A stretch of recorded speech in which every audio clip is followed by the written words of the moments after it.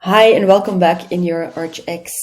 In this video, I will show you how you can bulk delete and move documents. This is a new feature when you go to your Documents tab.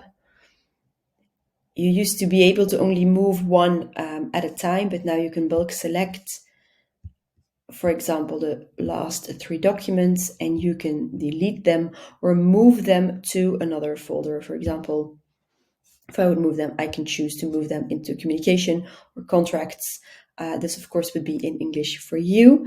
I will not do it now, but that is a new option in the ArchX software. Good luck with it and have a nice day. Bye-bye.